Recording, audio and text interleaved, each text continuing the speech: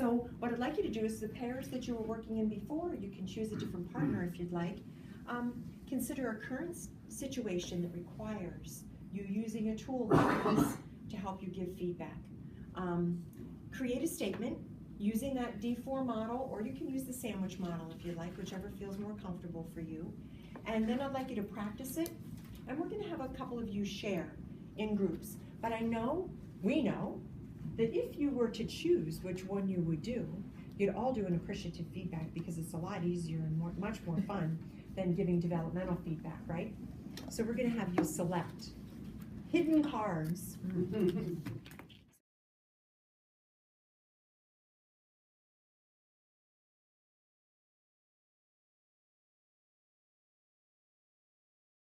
Feedback statement?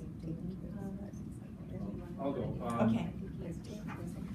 We have right now we're taking delivery of an aircraft. The aircraft is currently making.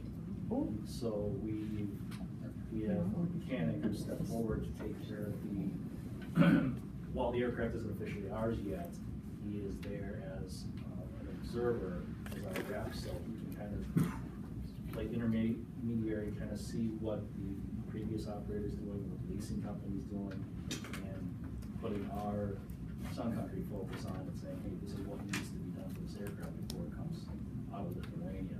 Now, he's been there for 2 months. Okay, so it's one of those things where we've taken him and trained him up a little bit, given him the resources that he needs. And he's taken it and he reports to me daily, gives us a daily status of how the aircraft's going, what he sees, what he's feeling, and then we're trying, and he's keeping it in the best interest of the company, saying, well, I'm seeing these deficiencies from the facility or from the previous operator. He's cluing us in, so we know the proper questions to ask as a management team to the leasing company, saying, hey, what's going on here before we reposition the aircraft to the facility. One of the other things about it also is that he is not willing just to throw the keys to the other guy, because he's been, like I said, he's been there 2 months, and it's like, time for you to come home. So we found another resource to send back over there, but he goes, I'm not leaving until our other individual is properly vetted and he understands where we're at with this project. I'm not just gonna, here you go, here's the keys, have fun with it. Yeah. So he's willing to stay and train this other person out and get him fully engaged before he goes. So, one of the things that just, the communication is great, just a little bit more is better. So, we can finally fill in the blanks so we're not seeing, because I've done a few of these, so I know what I'm looking for.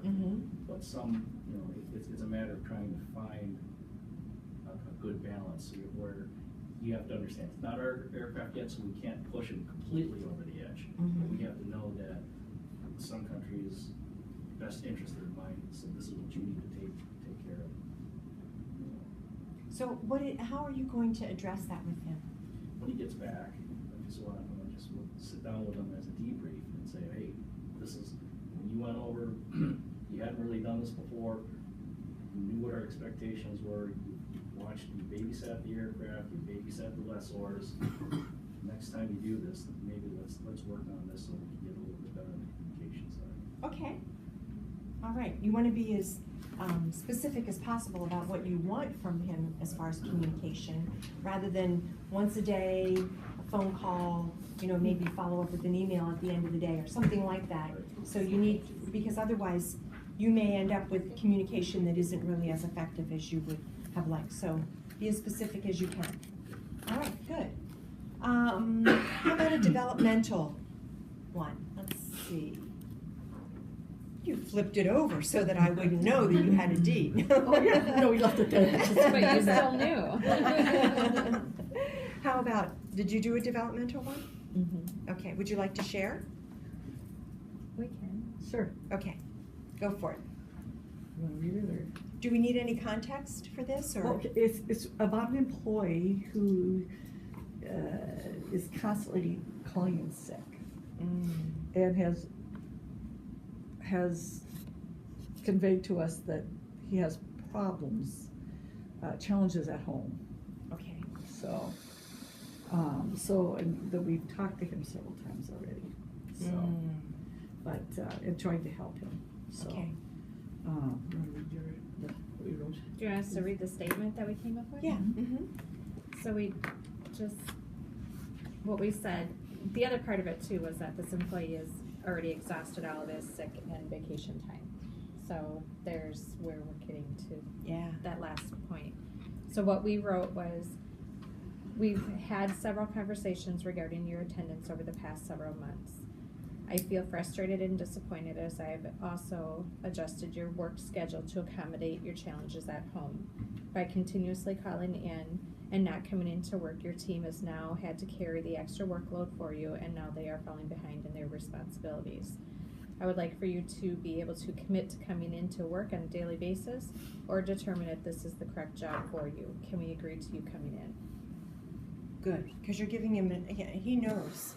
You might even have a specific date in mind. I mean, I'm not the HR person. Right, here. we were gonna But- put like a time period, like can you Yeah. commit to coming in for the next 60 days, whatever it is. And- Yeah.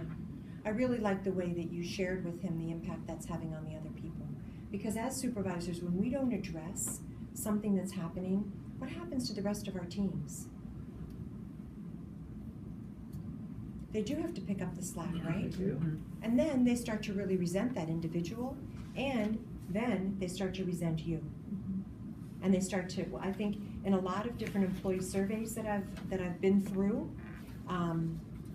one of the things that comes up is dissatisfaction with management that doesn't address issues of poor performance, whatever it might be. Because now I feel like, well, I guess that's okay. It becomes acceptable behavior, and everybody then starts to have poor performance, and it can just then reflect on your inability or be perceived that you have an inability to handle those tough situations.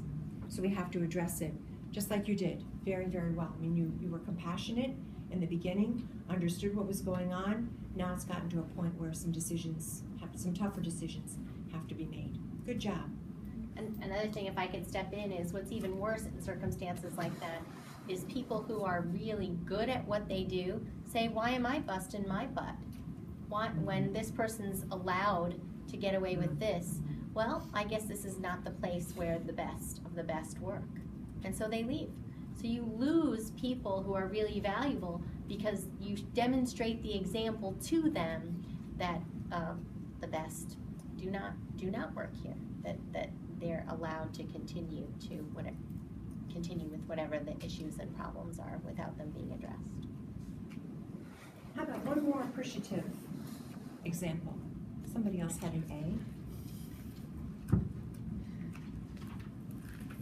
Nobody else had an A? We had an Okay. That's,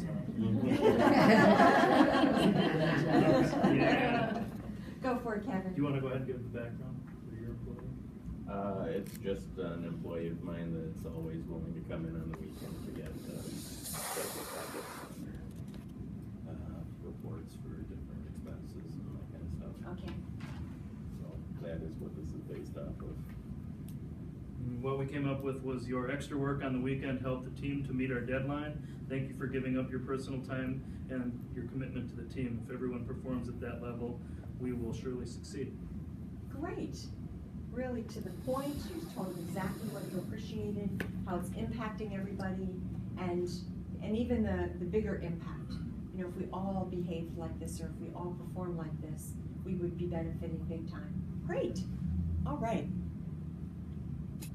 So now Herschel knows that he needs to be better prepared for all the different types of feedback that he's going to give. But it's just as important also that we prepare ourselves for some of the reactions that we might get, so that we know how we're going to react if that person bursts into tears in front of us, or maybe starts getting very defensive and angry about what you're sharing. So prepare yourself as well for those different reactions that you might get, so that you know how to handle those situations. And that's where sitting down perhaps with an HR professional ahead of time and share the whole story and also what you might expect from their reaction, so you can put a plan together with someone who can see it through a different lens. always good to be prepared for that part too, because that could be just end up destroying all the hard work you did in preparing to give that feedback.